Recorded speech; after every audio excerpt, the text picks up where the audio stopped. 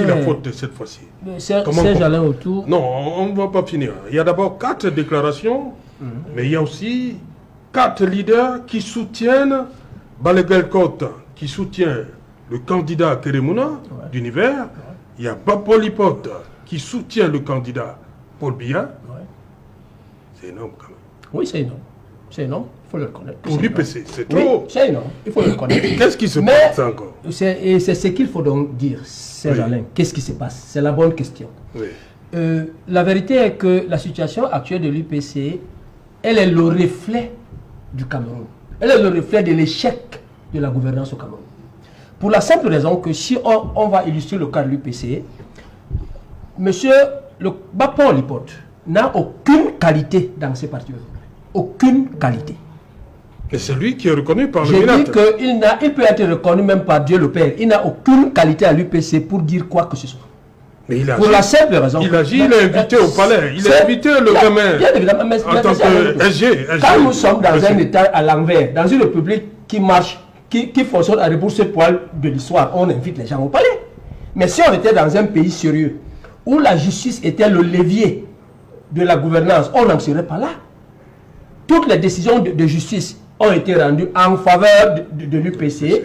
En 2017, le ministre Atangandji, c'est lui qui a créé cette situation. L'UPC sort d'un congrès où elle élit une direction avec comme secrétaire général Balaguer Kota, comme président du comité directeur Habib Aïssa. Voici l'attelage. Et ce bureau a 3 ans. Ce bureau, en 2018, le ministre Atangandji pond une lettre dans laquelle il désignait les responsables des partis politiques. Et nous savons tous, Serge Alain, si tu me permets, que la loi de 90, que la loi de 90, elle est très claire là-dessus. Les dirigeants des partis politiques sont désignés par les militants eux-mêmes dans leur cadre intérieur. Il n'y a pas de raison. Et il n'y a aucune disposition réglementaire au Cameroun qui permet à la ministre de l'administration territoriale de désigner un responsable de parti politique. C'est arrivé à l'UPC, c'est arrivé au CPPC et c'est arrivé au Maniden. Nous sommes en 2018. Oui. Il faut ça, c'est des faits qui ne peuvent pas être récusables. Alors, dès lors que c'est fait, qu'est-ce que l'UPC fait? Elle attaque la décision du ministre. Et cette décision qui est attaquée, la justice reconnaît la légalité, la souveraineté et la légitimité de Balaguer à l'époque des faits. Et on donne à l'UPC la prise d'acte. 16 mois après. Alors, d'où est-ce qu'on peut dire que Bapo, pour ne parler que de lui dans un premier temps, il n'est rien dans cette histoire. Bapo est le suppôt du régime, il est le bras armé de l'oligarchie établi par laquelle les Rifoué. Non, c'est pas trop fort là. Non, c'est vrai, c'est clair. C'est pas trop fort. C'est pas trop fort. Quand on fait mal, quand on persécute les gens par le flanc, comme on le fait, on ne peut pas faire l'économie de certains propos. Il faut qu'on se le dise. Mais Moïse République. Vous semblez faire une fixation sur Bapo Lipote. Je ne fais pas. Je veux vers les autres.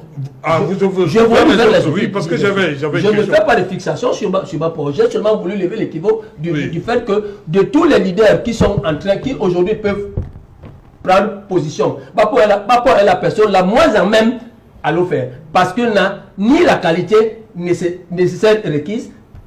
Il n'a aucune légitimité, il n'a aucune souveraineté, il n'a rien. Bapo a été élu en 2012 à un congrès qui s'est passé ici au stade Mapelepe. On ne peut pas prétendre qu'au vu de dispositions réglementaires de l'UPC, avoir été élu en 2012, avoir participé au comité provisoire qui a été élaboré par le ministre Sadi pour que l'UPC participe aux élections en 2013, avoir été député à cette nature et revenir dire que le secrétaire général de l'UPC, quand votre investiture a été signée dans ces sièges-là. Ça pose un problème. C'est une dichotomie qui ne peut que expliquer la quintessence de l'échec du Cameroun.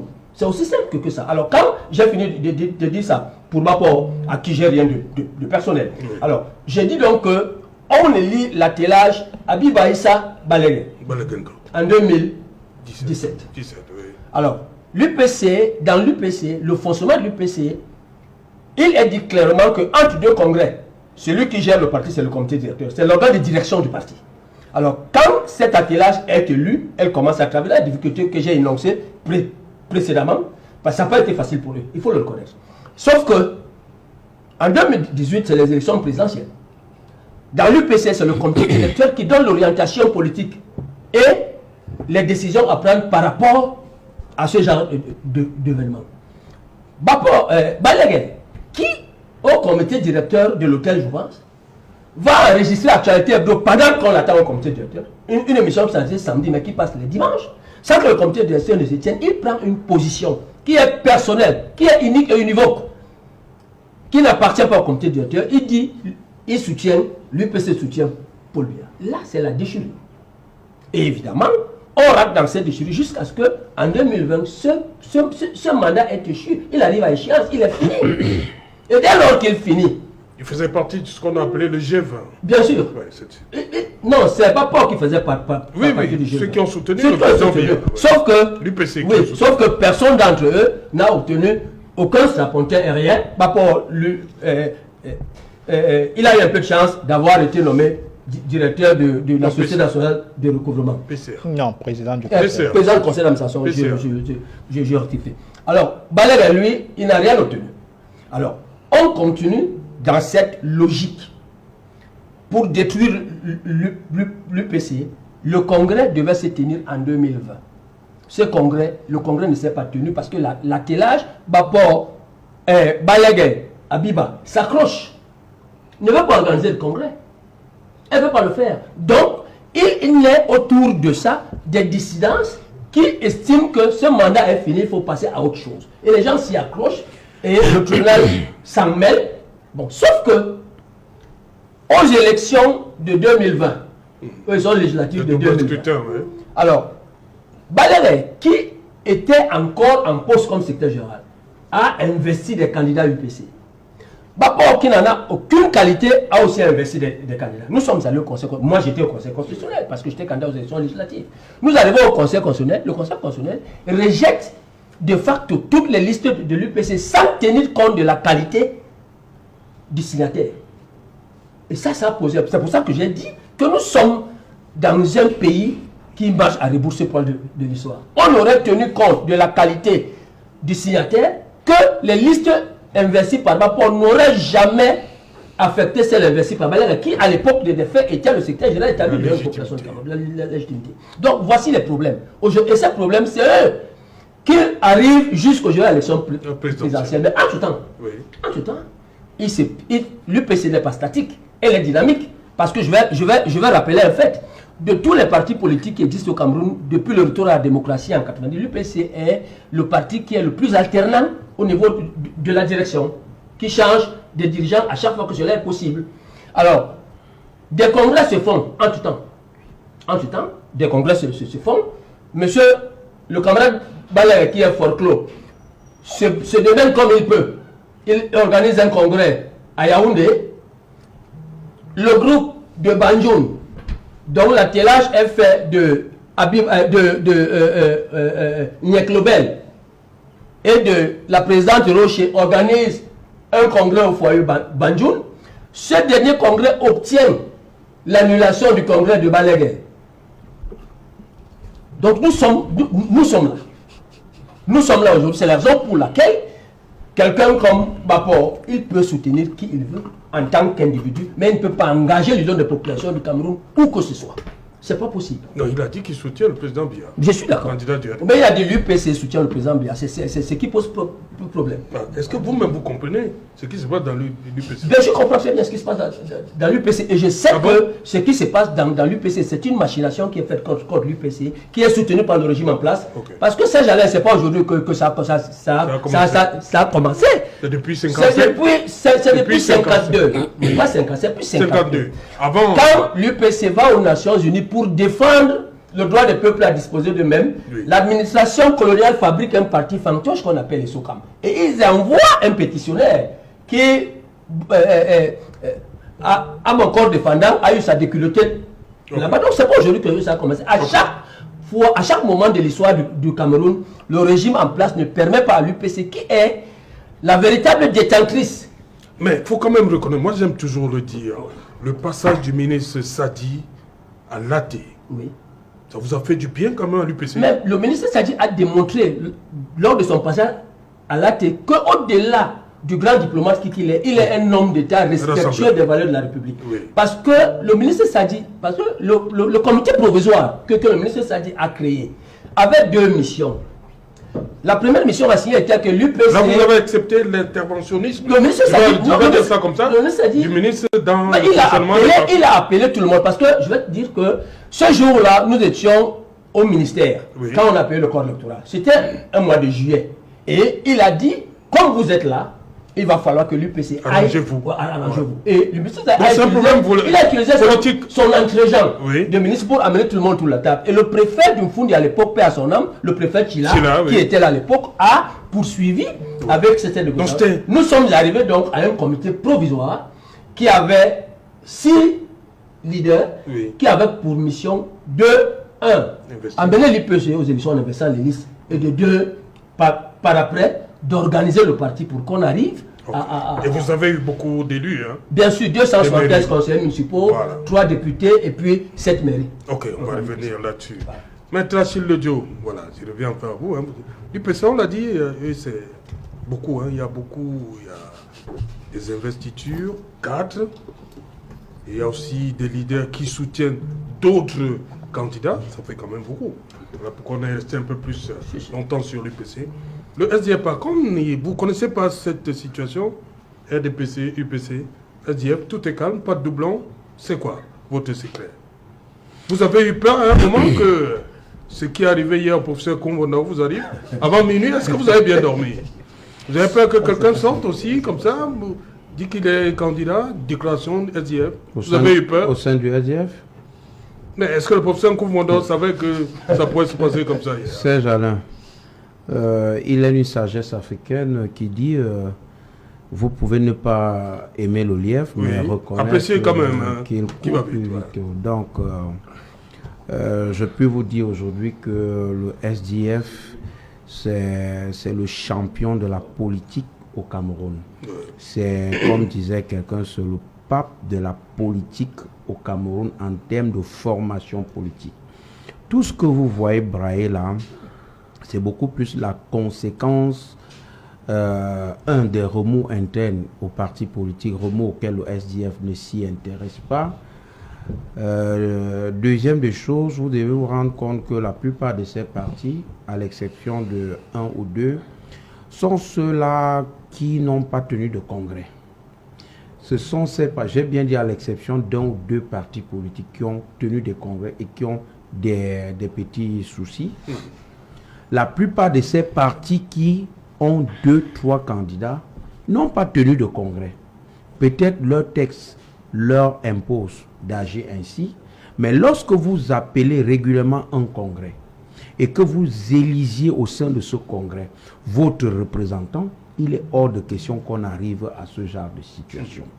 Voilà pourquoi Serge Alain, il est également un impératif que l'article 121... Une minute. Permettez que en 2012 avec Balaguer Bapolipot, mais en 2017, il est toujours là, alors qu'il y a une nouvelle direction qui est là. Je reprends, si vous parlez de congrès, il y a des partis qui le font. Je vous ai dit... Il peut s'en tenir un congrès en 2023.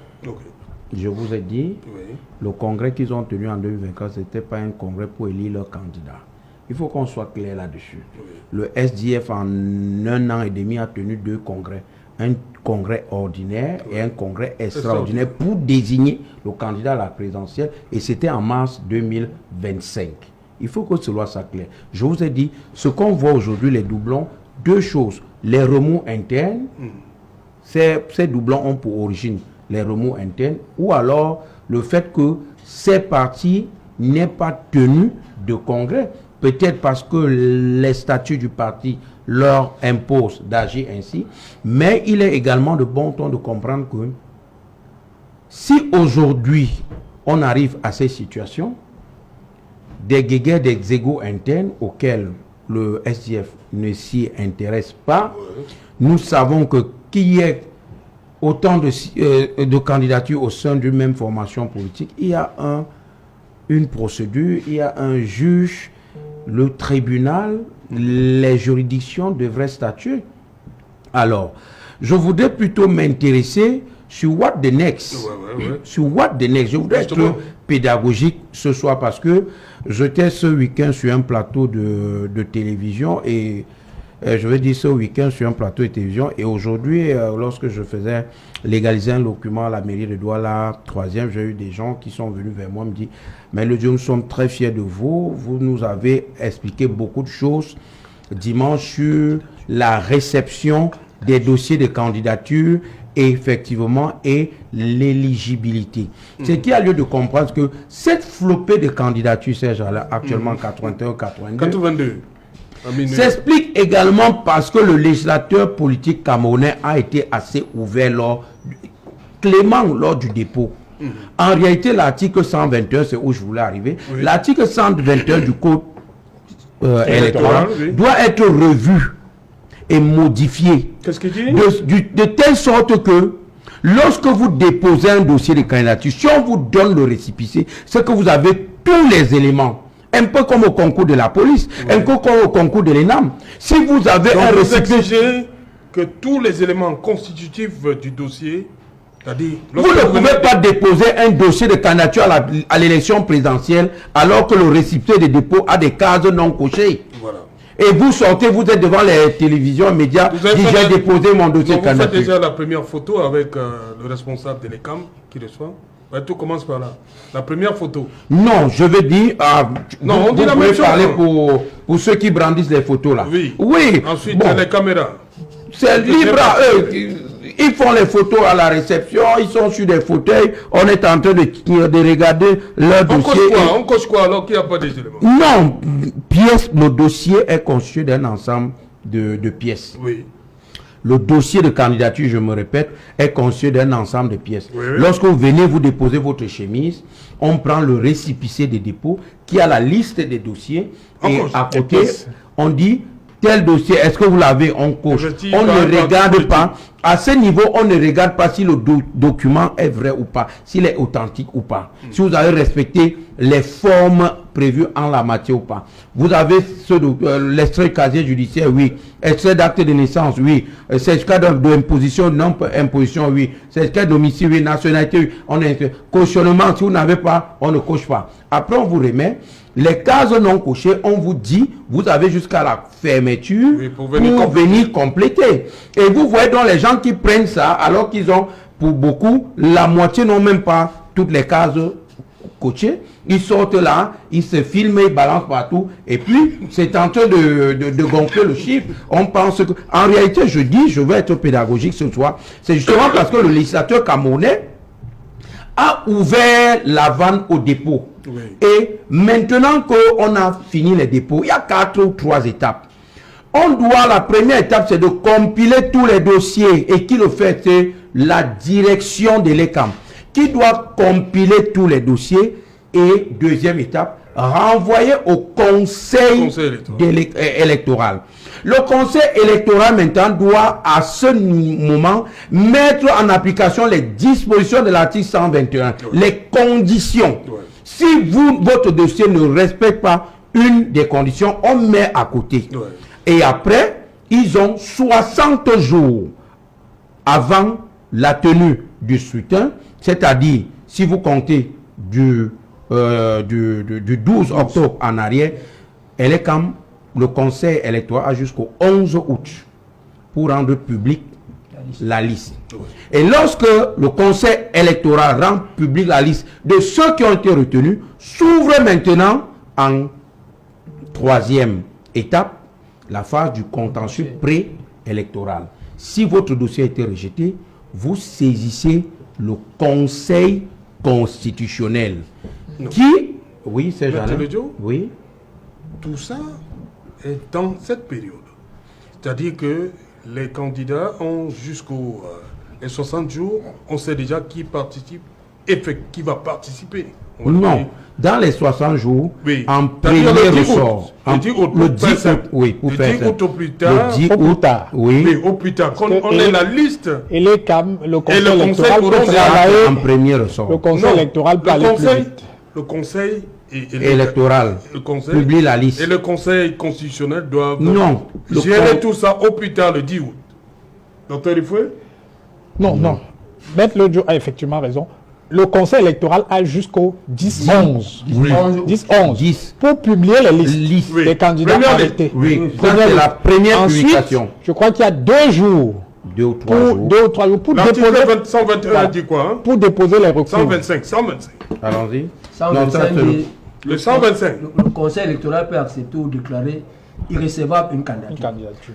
La notification, la décision motivée de rejet d'une candidature est faite à l'intéressé par le directeur général des élections. C'est le 126 Ça, c'est qui le nous 125. intéresse Bon, ici. allons au C'est 125. le 126. 60 jours au 60 moins jours. avant la date du scrutin. Le conseil électoral arrête et publie la liste des candidats. Voilà. À ce moment, il n'y a pas encore de contentieux. Non. Oui. Conseil constitutionnel entre en lice après cette première phase. Ça veut dire que quoi? Au plus tard, faisons simple, le 10 août, Oui, le 10 août. le 60 jours conseil avant. électoral doit déjà avoir publié la liste de ceux qui ont été retenus et la liste des rejets. Maintenant, vous pouvez saisir, vous dont le dossier a été rejeté, vous saisissez donc le conseil constitutionnel et si vous avez gain de cause, vous êtes rétabli dans la liste de ceux qui sont appelés à compétir. Oui. Et si le conseil trouve que vous n'avez pas, vos arguments ne sont pas fondés, la décision est actée, la décision du rejet est actée. Et là, je crois que c'est l'article 136, si je ne me trompe pas, la décision du conseil constitutionnel n'est pas susceptible de recours. Ouais. Donc un recours. 136. 136. Voilà. Maintenant, Serge Alain, quand elle est quand même finie, on ouvre la page de la campagne électorale. 2 semaines avant. Oui, on ouvre la page. 15 jours avant le. On ouvre la page Dans de le la 27, campagne C'est le électorale. 27 septembre par là.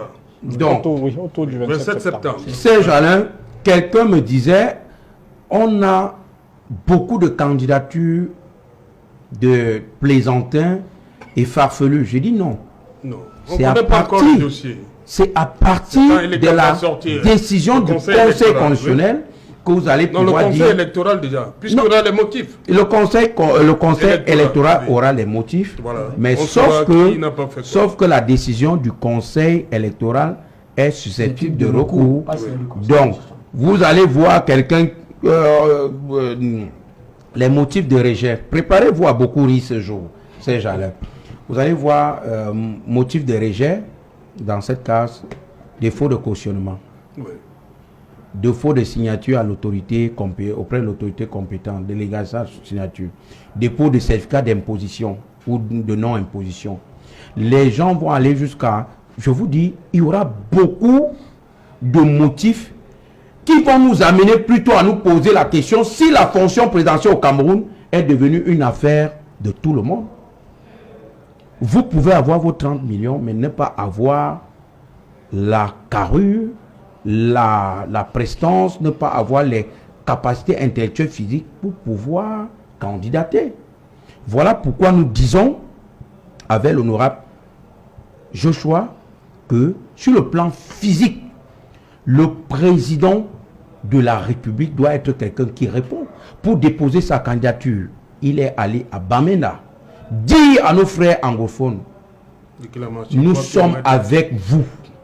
Et la caravane qui l'accompagnait, Serge Alain, a stoppé son véhicule à 3 km et a dit, l'honorable Joshua aussi, président national SDF, vous voulez être président, vous dites que vous êtes jeune. Pour s'assurer que effectivement vous êtes jeune, vous allez faire 3 km à pied pour rejoindre l'antenne Elecam.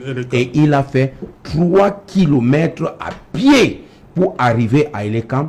Il a déposé son dossier de candidature qui ne souffre d'aucun grief et il a donné son point de presse. Comment vous savez déjà? Vous êtes le conseil électoral? Je suis quand même le conseil juridique national du SDF. Ok. Si je vous dis certaines choses, prenez ça pour vérité. Merci. Voilà. Donc, pour là-dessus, nous disons... Vous êtes serein, quoi? Non, nous sommes sereins. Nous nous préparons pour une campagne inédite. Et tout ce qui concerne les autres bon, nous disons... Le SDF pense tout simplement qu'il faut laisser les tribunaux trancher. Okay. C'est ça. Voilà, docteur, cette situation, elle ne vous préoccupe pas?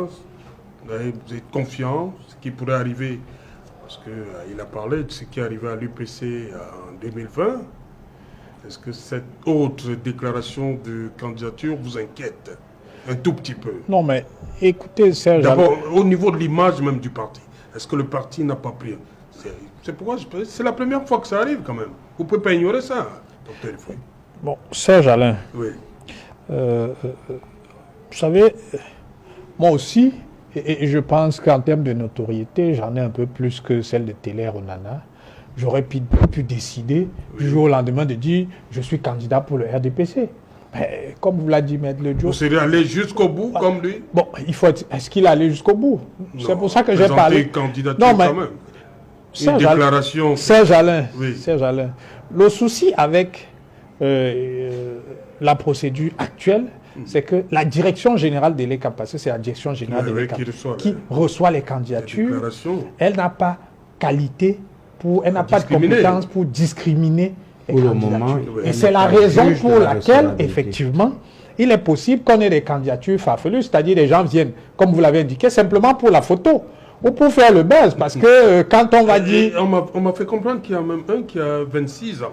Oui, il y a, il ça même pas il y a un candidat. Là, il y a un candidat qui a 26 ans, mais la direction générale de l'ECAM est tenue de recevoir son dossier. Et lui délivrer un récépissé. Il dira qu'il a participé voilà, quand même.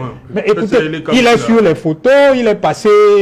Je suppose que vos caméramans, votre journaliste a dû lui tendre un micro, ainsi de suite. Il a son quart d'heure de gloire dans son quartier ou dans son village, on parle également de lui. Donc, ce sont des éléments de satisfaction personnelle qui amènent un certain nombre d'individus qui ne sont absolument pas connus du champ politique à s'engager.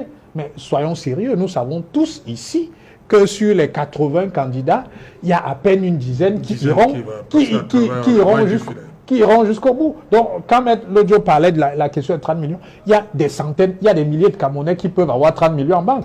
Mais aucun de ceux qui ont vraiment, effectivement 30 millions en banque et qui ne sont pas des politiciens ne s'aventure à aller investir les 30 millions. Et justement, sur ce problème, est-ce que vous ne pensez pas qu'il faut peut-être être un peu plus exigeant au niveau du dépôt? Non, mais moi, j'entends parfaitement Parce que là, si on est à 82 en 2025, en 2032, ce sera combien? Mais j'entends parfaitement les arguments de Maître Le Diop et je pense qu'il y a peut-être quelques... Même quand la caution, docteur Ifoué, jusqu'à l'élection 2018, de 2011, le cautionnement c'était 5 millions. On n'a pas eu 82.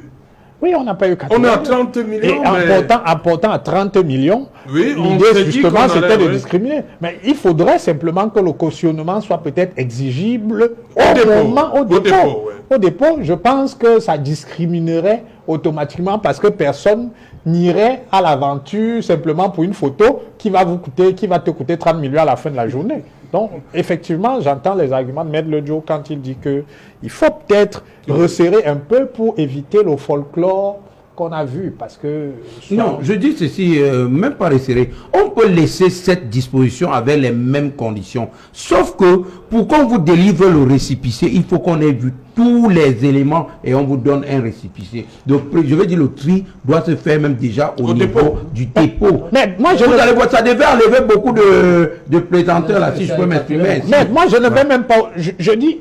qu'on ne contrôle même pas toutes les pièces, qu'on exige simplement que la caution ait été cantonnée au moment où vous venez déposer le dossier, vous verrez que... Ça éliminerait... Il y a une pièce très importante aussi, le bulletin numéro 3 du casier judiciaire. Vous n'allez pas prendre des brigands qui ont fait la prise, qui ont le casier judiciaire, parce qu'il a 30 millions, vous pensez qu'il peut être au président de la République. Vous voyez. Donc, toutes ces conditions, pour moi, sont valables, ont leur place, mais sauf que le fait de mettre le contrôle à posteriori, ça amène tout ce que vous voyez là, parce qu'actuellement, Elecam est un foutou, reçoit tout le monde. Serge Alain, vous-même, allez déposer votre candidature. On va recevoir. Non, je ne dis pas aujourd'hui. Ah non, c'est depuis minuit, c'est fermé. Je ne dis pas aujourd'hui. Peut-être j'ai mal utilisé le verbe. Il aurait suffi que vous-même alliez déposer votre candidature. Et les candidats devaient recevoir tout simplement et marquer le parti auquel vous affiliez, ou alors dire candidat indépendant. Et après, on va faire le filtrage et vous mettre... Vous devez faire la photo. Vous devez faire les photos.